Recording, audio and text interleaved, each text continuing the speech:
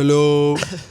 Hello, everyone. I'm here with Boaster, live at Valorant Masters Toronto, fresh off a win against RRQ, 2-1 victory.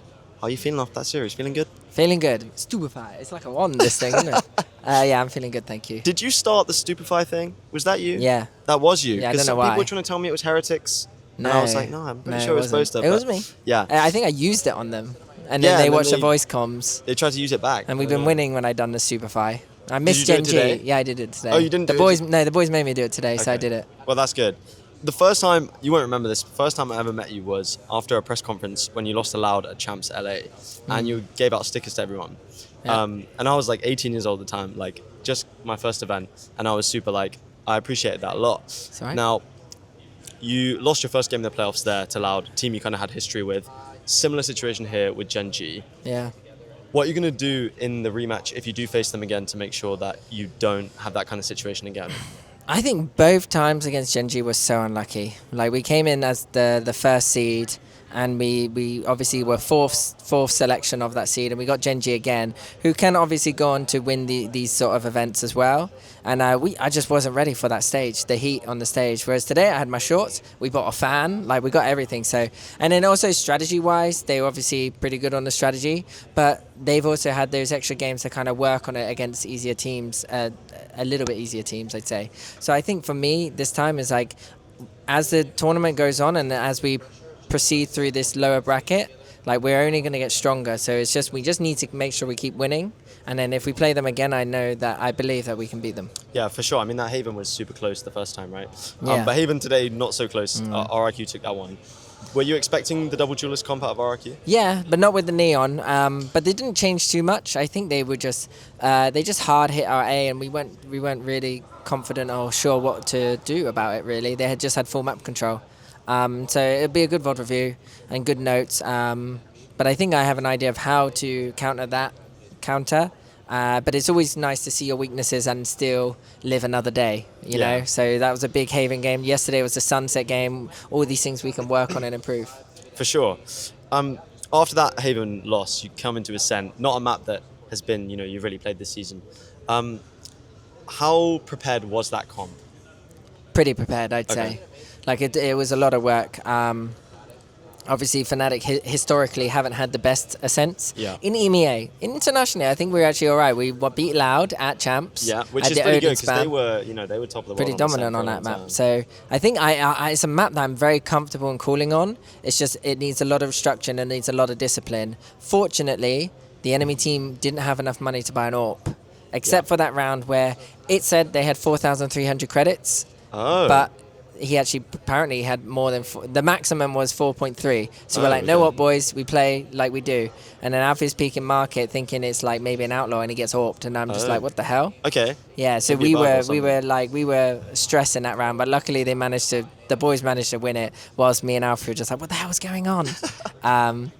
But yeah, I just think it's a map that we worked on quite a bit this week, and it's a map that Alfie and stuff really wanted to play, and I guess on stage, people play a lot more scared than they do at scrims. Scrims are pushing you like crazy, making it very difficult, but it wasn't that difficult here.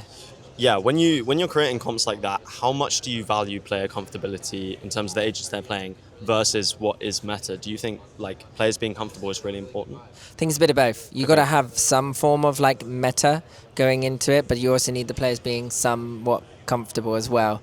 And I think on that map we've got a bit of both. I think our comp isn't actually that bad.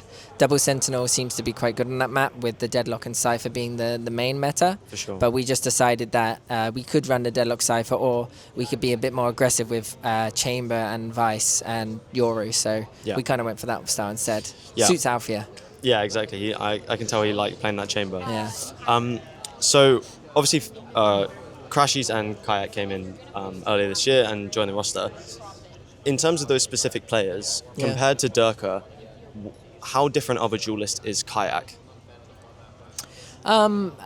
Completely different people. In terms of in-game, I see glimpses of like Durka in Kayak as well, especially on these like huge pop-off rounds where Kayak can just get 3. It's very interesting. Like, they're both capable of like dominating. Like Yeah. we've all been there with Durka, like dominating the scene and like teams, and it's just like when Durka's having those games, it just felt amazing. Like the crew game at Champs in Korea, Yeah. like he just farmed them on Lotus, and it was amazing because it meant we get a free win. I think Kayak is showing those signs as well, especially, and like he has these big rounds. It's just a little bit more stage experience, international experience, and I think he'll be in full swing, like showing his form that he did in EMEA. Yeah, for sure. I think like oftentimes you'll see Kayak just push out or just get 2 kills to open a round. Do you encourage him to just go for those first engagements? Of course, I mean, it's part of the map on some of them, and part of his kind of role in our team. He is too good to just be sitting still, and I think the less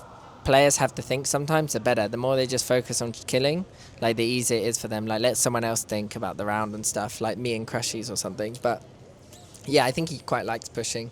For sure. To be fair. And if you're comparing Leo and Crashies, obviously we've heard a lot about Leo's irreplaceable player, you know. Does Crashies bring a different kind of vibe to the team dynamic? 100%. I think last year's Fnatic could learn from this year's Fnatic in terms of just atmosphere, team dynamic. Everyone's saying like this is the most positive we've been in practice, in scrims, in just for content itself. Like our cameramen say that before he left because he went to go film the Paralympics instead now. Oh, wow, yeah, okay, so fair enough. Like we definitely have a different atmosphere. Obviously, Leo was one of the world's best initiators, but I think Crashies is really playing into his role as well. Like, I wouldn't say he's the best initiator in the world, but I think he's one of the best at doing what we need for him right now. And that is, like, I need a middle man, a second man, and I need someone who's vocal and also shooting, and he's showing really good form right now. So I'm very happy that Crashies is obviously able to do that. Yeah, great. And you've been IGLing like Fnatic for almost 5 years now. Is it those kind of team dynamics where you're coming in, you're excited to practice, you're excited to play the game, that keeps you from thinking about retiring in the future? Yeah, it's interesting because it's like when I go on stage, it's so interesting to me now because I can't get like crazy hyped. I feel obviously nerves and stuff, but like say for instance the Lotus game, I was feeling quite a lot of adrenaline, but I wasn't really popping off. But then the Haven game after the Haven loss, I was just like, blooming hell, I felt like good energy, but I'm just getting owned by these kids. And I was just like, I need to bounce back for this Ascent. I remember at the start of Ascent, I was like I wasn't fully ready to own. And I was like, why are you not fully ready to own? So as I sat down in that chair, I was talking to myself like, what's going on? Like, why do you feel like you're fine with losing right now? And then I was like, let's be real.